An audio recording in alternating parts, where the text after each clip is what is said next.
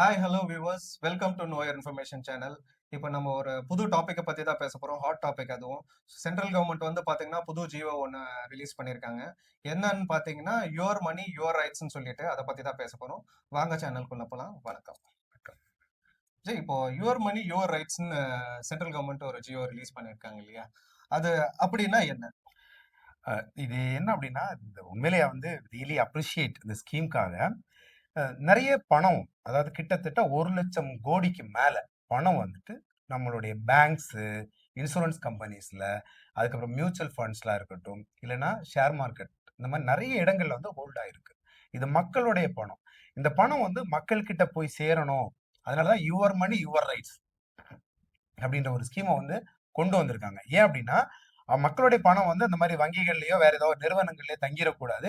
இது மக்கள் கிட்ட போய் சேரணும் அப்படின்றதுக்காக அந்த ஸ்கீம் கொண்டு வந்திருக்காங்க. அது இப்போ வந்து ரொம்ப பீக்ல போயிட்டு இருக்கு. இது வந்து நமக்கு இன்னும் மக்களுக்கு தெரியாதனால, மக்கள் கிட்ட வந்து இது விழிப்புணர்வா கொண்டு போய் சேர்க்கணும் அப்படின்றதுக்காக நம்ம இந்த டாபிக் எடுத்திருக்கோம். ஓகே. ஸோ இந்த கேம்பெயின் சொல்லியிருக்காங்க இல்லையா? இந்த கேம்பெயின் இந்தியாவில் எந்தெந்த இடத்துலலாம் நடக்குது? இந்தியால ஆல்மோஸ்ட் எல்லா ஸ்டேட்ஸ்லயுமே நடக்குது. யூனியன் டெரிட்டரீஸ்ல நடக்குது. அப்ராக்ஸிமேட்டா பார்த்துட்டோம் அப்படின்னா, ஒரு 477 டிஸ்ட்ரிக்ட்ஸ்ல வந்து இந்த கேம்பெயின்ஸ் வந்து கொஞ்சம் அதிகமா ரன் பண்றாங்க. ஏன்னா, அந்த பகுதிகள்ல வந்து அதிகமான ஃபண்ட்ஸ் வந்து மக்களால் கோரப்படாம அது அப்படியே வங்கிகள்லயும், இன்சூரன்ஸ் நிறுவனங்கள்லயும், பிற அரசு துறைகள்லயும் அப்படியே வந்து இருக்கிறதுனால, அந்த கேம்பெயின்ஸ் வந்து அந்த லொகேஷன்ஸ்ல வந்து ரன் பண்ண ஸோ ஆரம்பிச்சிருக்காங்க. நீங்க இப்போ இன்சூரன்ஸ் நிறுவனம் சொல்றீங்க இல்லையா? இப்போ அந்த மாரி பார்த்தீங்கன்னா, பப்ளிக்கோட அன்கிளைம்ட் அமௌண்ட்ஸ்லாம் வந்து நெறைய இருக்கும் இல்லையா? அது அப்ராக்ஸிமேட்டா வந்து எவ்வளோ இருக்குன்ற மாதிரி ஏதாவது ஐடியா இருக்கா? இப்ப இன்சூரன்ஸ் கம்பெனில கிட்டத்தட்ட 14,000 கோடி எவ்வளவு? 14,000 கோடி அமௌண்ட் வந்து அன்கிளைம்ட் அமௌண்ட். மக்களால் கோரப்படாத அமௌண்ட். இது என்ன அப்படின்னு பார்த்துட்டீங்கன்னா, இப்ப ஒருத்தர் இன்சூரன்ஸ் போட்டிருப்பாங்க. அவங்க இறந்திருப்பாங்க. அப்ப இறந்திருக்கும்போது அவங்களுடைய ஸ்பெல்லிங்ஸ்ல ஏதாவது ஒரு ஸ்மால் மிஸ்டேக்ஸ் இருக்கும். அவங்க போய் ரிக்வெஸ்ட் பண்ணுவாங்க. ஆனா அது வந்து குடுக்க மாட்டாங்க. சோ அந்த மாதிரி ஒரு ரீசன் இருக்கலாம். இன்னொன்னு வந்து பார்த்துட்டீங்க அப்படின்னா, அந்த ஃபேமிலி மெம்பர்ஸ்க்கு அவர் இன்சூரன்ஸ் போட்டிருக்கிறதே தெரியாது. இன்னும் ஒரு சிலர் என்ன பண்ணியிருப்பாங்கன்னா, அந்த இன்சூரன்ஸ்லாம் ஒரு 1 ஆர் 2 இயர்ஸ் கட்டியிருப்பாங்க. அதுக்கப்புறம் அத வந்து அப்படியே விட்டுருப்பாங்க. ஏன்னா அந்த அமௌண்ட் நம்ம வந்து வாங்கலாம். அப்ளை பண்ணி வாங்கலாம். வாங்கியிருக்க மாட்டாங்க. சிலர் வந்து அப்ளை பண்ணியிருப்பாங்க. எல்லாமே ஓகே. பணமும் கட்டியிருப்பாங்க. பாலிசியும் வந்து எக்ஸ்பைரி ஆயிருக்கும்.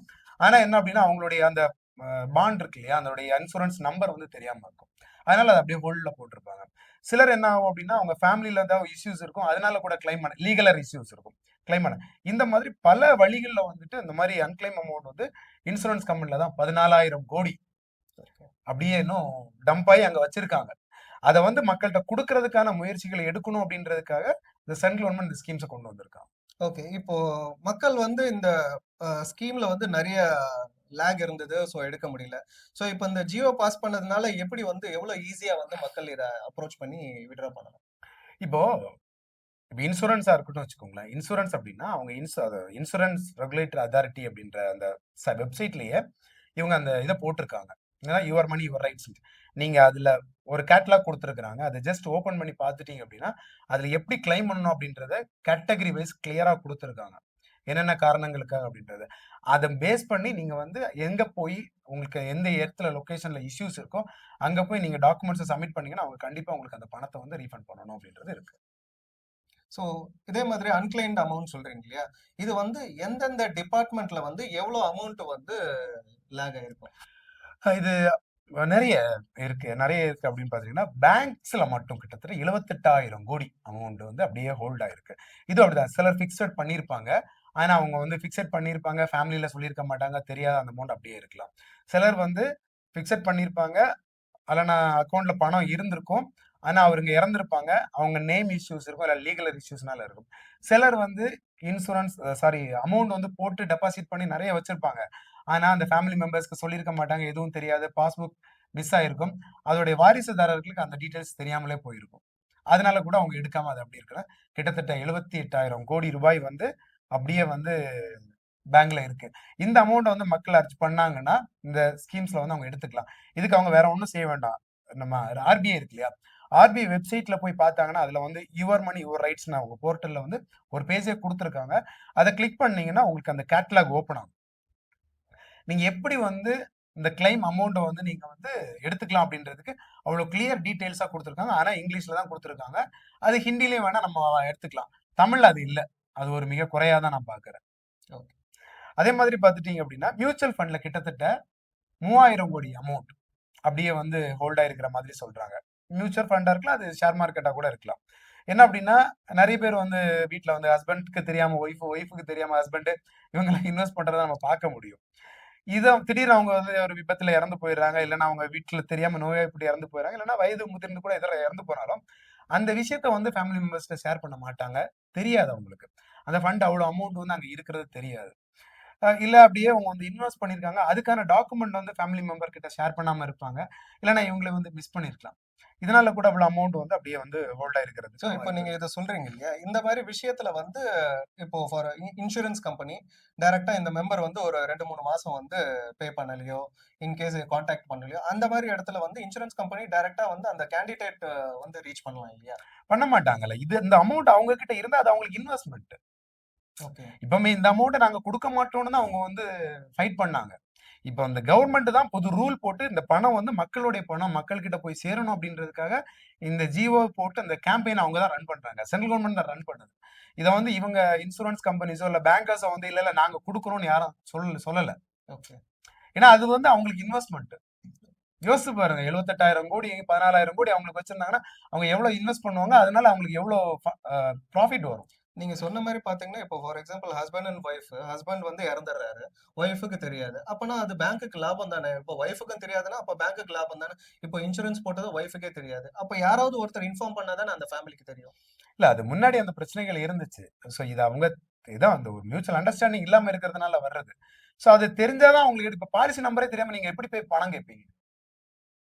அதுவும் கரெக்ட் தான் கரெக்ட்டா? நீங்க சொல்றது. பேங்க் அக்கவுண்டே தெரியாது. நீங்க எங்க போய் பேங்க்ல போய் பணம் கேட்க முடியும்? இப்ப அந்த பாஸ்புக் இருந்தா தானே, அந்த யாரோட அவங்களுடைய பாஸ்புக் இருந்தா தான், நீங்க பேங்க்ல போய் இந்த மாரி அவர் இறந்துட்டாரு. அவருடைய டெத் சர்டிபிகேட் இந்தா இருக்கு அப்டின்ட்டு, நீங்க ப்ரொசீட் பண்ணி அவங்களுடைய ஃபேமிலியோடைய லீகல் சர்டிபிகேட் குடுத்தா தான் உங்களுக்கு ஃபண்ட் வரும். ஒருத்தர் இறந்துட்டாங்க அப்டின்னா, அவங்களுடைய டைரக்ட் வாரிசு அப்டின்னா மனைவி. மனைவி இறந்துட்டாங்கன்னா கணவர். இதுல ஏதாவது இஷ்யூஸ் இருக்கும்போது என்னன்னா, அதுல நீங்க நாமினி இப்ப பேங்க பொறுத்தளவுக்கு நீங்க நாமினி போட்டிருந்தீங்க அப்டின்னா, அவங்களுக்கு குடுத்துருவாங்க அந்த பணத்த. ம். இன்கேஸ் அந்த பேங்க்ல நாமினி இல்ல அப்டின்னா, கண்டிப்பா வந்து அந்த லீகல் சர்டிபிகேட் வாரிசு சான்றிதழ் நீங்க சப்மிட் பண்ணா மட்டும் தான் உங்களுக்கு அந்த சர்டிபிகேட் அந்த ஃபண்ட் ரீஃபண்ட் ஆகும். அதுல வாரிசு சான்றிதழ் பண்றதுல ஏதாவது இஷ்யூஸ் இருந்துச்சுன்னா, உங்களுக்கு அந்த ஃபண்ட் ரீஃபண்ட் ஆகாது. ஸோ இதே மாதிரி வந்து இதுல வந்து இன்கேஸ் இன்சூரன்ஸ்ல வந்து நம்ம வித்ட்ரா பண்றோம்னு வச்சுக்கோங்களேன். அப்போ நேம்ல ஏதாவது இஷ்யூஸ் இருந்ததுன்னா, அ எப்படி நம்ம அதெல்லாம் ரிசால்வ் பண்ணலாம்? இல்ல இதுல என்ன அப்டின்னா, இப்போ உள்ளதுல அந்த ப்ராப்ளம் வர்றது கிடையாது. முன்னாடி வந்து அந்த ப்ராப்ளம் இருக்கு. ஏன்னா, அவங்களுக்கு பேர்ல ஏதாவது ஒரு நேம விட்டிருப்பாங்க. இல்லன்னா ஸ்பெல்லிங் மிஸ்டேக் இருக்கும். இனிஷியல்ல கூட சேஞ்சஸ் வரும். எப்படின்னா, அ அப்பா பேரு ஊர்ல வந்து வழக்கு மொழியா ஒண்ணு இருக்கும். அ இந்த சர்டிபிகேட்ல ஒரு பேர் இருக்கும். சில நேரங்கள்ல வந்து அப்பா பேரையே மாத்தி குடுத்திருப்பாங்க. ஊர் கேஷுவலா கூப்பிடுற பேர்ல அங்க வந்து வாரிசா போட்டிருந்திருப்பாங்க. ஆனா அவர் பேரு வேறயா இருக்கும். ஒரிஜினல் சர்டிபிகேட் பேர் வேறயா இருக்கும். சோ அந்த மாரி இஷ்யூஸ் இருக்கும்போது 2 விஷயம் பண்ணலாம். ஒண்ணு வந்து அந்த நேம் கரெக்ஷன்ஸ்லாம் இப்போதைக்கு பண்ண முடியாது. அப்படின்னு இருக்கும்போது லோக்கல்ல இருக்கக்கூடிய வில்லேஜ் ஆபீசர் கிட்ட வந்து இவருடைய பையன் இவர்தான். இவருடைய பேர் இந்த பேரும் இந்த பேர். அதாவது ராஜு என்பவரும், குமார் என்பவரும் ஒரே நபர் தான். ராஜு என்பது அவருடைய சர்டிபிகேட் நேமு. குமார்ங்கிறது அவருடைய வழக்கு மொழி பேரு. அதனால இவங்க 2 பேரும் ஒண்ணு அப்படின்ற மாரி வந்து அவங்க சர்டிபிகேட் குடுத்து, அத வந்து தாசில்தார் வந்து அட்டாச் பண்ணணும். ஆமா இது உண்மைதான் அப்படின்ற மாரி குடுத்தாங்கன்னா, அத வந்து எடுத்துக்கிறதுக்கு வாய்ப்பு இருக்கு. அப்படி இல்ல அப்படின்னா, நீங்க நோட்டரி பப்ளிக் நோட்டரி பப்ளிக்ல வந்து குடுத்து, அவங்க வெரிஃபை பண்ணி அவங்க வந்து சர்டிஃபிகேட் குடுக்கணும். இவங்க தான் அப்படின்ற மாரி குடுத்தாங்கன்னா, இத 2யும் நீங்க ப்ரூஃபா குடுத்து, நீங்க வந்து உங்களுடைய கிளைம் இஷ்யூஸ் இருந்துச்சுன்னா, நீங்க அங்க குடுத்து அத வாங்கிக்கலாம். ஓகே. ஸோ இந்த அன்கிளைம்ட் அமௌண்ட்லாம் வந்து நம்ம எதன் மூலியமா வந்து கிளைம் பண்ணிக்கலாம் பப்ளிக்? இல்ல, இப்போ வந்து அன்கிளைம் அமௌண்ட் ஒண்ணு ஒவ்வொரு இதுல குடுத்துருக்காங்க. இப்போ பேங்க் சம்பந்தமான அன்கிளைம் அமௌண்ட் ஜாஸ்தியா இருக்குன்னா, அதனுடைய கிளியர் டீட்டெயில்ஸ் வந்து ரிசர்வ் பேங்க் ஆஃப் இந்தியா வெப்சைட்ஸ்ல வந்து குடுத்துருக்காங்க. அத பார்த்து உங்களுக்கு டீட்டெயிலா தெரிஞ்சுக்கலாம். அது மூலமா நீங்க வந்து கிளைம் பண்றது உங்களுக்கு ரொம்ப ரொம்ப ஈஸியா இருக்கும்.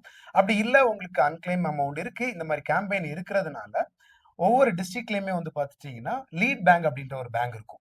ஓகேங்களா? அது ஒவ்வொரு டிஸ்ட்ரிக்ட் இப்ப தமிழ்நாட்ட பொறுத்தளவுக்கு ஒரு டிஸ்ட்ரிக்ட்ல எந்த பேங்க் அதிகமா இருக்கோ, எஸ்பிஐ, ஐஓபி அந்த மாரி கவர்ன்மெண்ட் பேங்க் எந்த பேங்க் வந்து அதிகமா இருக்கோ, அந்த பேங்க்ல ஒரு பேங்க் வந்து லீட் பேங்க் அப்படின்னு ஒவ்வொரு டிஸ்ட்ரிக்ட்லயும் செலக்ட் பண்ணி வச்சிருப்பாங்க. அந்த லீட் பேங்க்ல போய் உங்க அந்த ஒரு மேனேஜர் இருப்பாங்க. அவங்க கிட்ட கேளுங்க. ப்ராப்பர் டாக்குமெண்ட் குடுத்துட்டு, சார் இந்த மாரி ஒரு கேம்பெயின் ரன் ஆயிட்டு இருக்குது. எனக்கு வந்து இந்த அமௌண்ட்ட கிளைம் பண்ணணும். என்ன ப்ரொசீஜர்ன்னு கேளுங்க. உங்களுக்கு ரிசர்வ் பேங்க் ஆஃப் இந்தியாவோட வெப்சைட்ல போய் பார்க்க தெரியலன்னா, இந்த ஒரு ஆப்ஷன் இருக்கு. ஓகே. ஓகேங்களா? அதுவே வந்து நீங்க வந்து ஷேர் மார்க்கெட்ல போட்டிருக்கீங்க. அப்படி இல்லன்னா மியூச்சுவல் ஃபண்ட்ல எங்க தாத்தா போட்டாரு, எங்க முப்பாட்டன் போட்டாரு. அந்த ஃபண்ட கிளைம் பண்ற எங்களுக்கு இஷ்யூ இருக்கு அப்படின்னா, சிபி சிபி வெப்சைட்ல போய் பார்த்தீங்கன்னா, அதுக்கு உங்களுக்கு கிளியரான கைட்லைன்ஸ் குடுத்திருப்பாங்க. அத நீங்க பார்த்து தெரிஞ்சுக்கலாம். அதன் மூலமா நீங்க வந்து கிளைம் பண்ணிக்கலாம். இதுவே வந்துட்டு நீங்க இன்சூரன்ஸ் அமௌண்ட் அதாவது பாதி கட்டினவங்க, தாத்தா கட்டி கிளைம் பண்ண முடியாம இருக்கிறவங்க, அப்பா இறந்து போய் இல்ல அம்மா இறந்து போய் கிளைம் பண்ண முடியாம, இவங்க வந்து insurance regulatory authority of India அப்படின்ற ஒரு வெப்சைட் இருக்கு. ஸோ அந்த வெப்சைட்ட ஓப்பன் பண்ணீங்கன்னா, அதுல வந்து ப்ராப்பர் கைட்லைன்ஸ் இருக்கும். அத நீங்க வந்து பார்த்துக்கலாம். அப்படி இல்லன்னா, அங்க இருக்கக்கூடிய உங்களுடைய இன்சூரன்ஸ் கம்பெனிஸ்ல போய் கேட்டு இந்த மாரி வந்து ஒரு கேம்பெயின் ரன் ஆயிட்டு இருக்குது. யுவர் மனி யுவர் ரைட்ஸ்ன்ற கேம்பெயின் வந்து சென்ட்ரல் கவர்ன்மெண்ட் வந்து ரன் பண்ணிட்டு இருக்காங்க. அத ஜிஓவும் பாஸ் பண்ணியிருக்காங்க. அதனால எங்களுக்கு அந்த அமௌண்ட்ட கிளைம் பண்ணணும். அதுக்கான ப்ரொசீஜர் எனக்கு சொல்லுங்கன்னு கேளுங்க. ஓகே. கேட்டு அதன் மூலமா கூட நீங்க கிளைம் பண்ணிக்கலாம். ஜெய், இந்த கேம்பெயின் வந்து எவ்வளவு நாள் நடத்துவாங்க? அந்த யுவர் மனி யுவர் ரைட்ஸ் அப்படின்ற கேம்பெயின் வந்து ஆல்ரெடி போயிட்டு இருக்குது. டிசம்பர் 31 வரைக்கும் மேக்ஸிமம் வந்து இருக்கும். அதனால நீங்க முடிஞ்ச வரைக்கும் வெயிட் பண்ணவே வேண்டாம். நீங்க போங்க. உங்க அமௌண்ட்ட கிளைம் பண்ணுங்க. உங்க லைஃப என்ஜாய் பண்ணுங்க. உங்க பணத்த இன்னொருத்தர் வச்சு அத பயன்படுத்த வேண்டிய அவசியம் கிடையாது. எந்த மாரியான வாய்ப்பு கிடைச்சிருக்குது, கவர்ன்மெண்ட் உங்களுக்கான அந்த வாய்ப்ப குடுத்திருக்காங்க. இத கூட நீங்க பயன்படுத்திக்கல அப்டின்னா, கண்டிப்பா இன்சூரன்ஸ் கம்பெனியும், பேங்க்கும் தான் டெவலப் ஆகும். நீங்க டெவலப் ஆக மாட்டீங்க. தயவு செய்து இந்த வாய்ப்ப யுட்டிலைஸ் பண்ணுங்க. ஸோ வியூவர்ஸ், இந்த இன்ஃபர்மேஷன் உங்களுக்கு பிடிச்சிருக்கும்னு நினைக்கிறேன். So your money your rights இந்த ஸ்கீமை யூட்டிலைஸ் பண்ணி உங்களோட அன்கிளைம் அமௌண்ட்டை வந்து கிளைம் பண்ணிக்கோங்க. தேங்க்ஸ் ஃபார் வாட்சிங் நோ யுவர் இன்ஃபர்மேஷன் சேனல். நன்றி, வணக்கம்.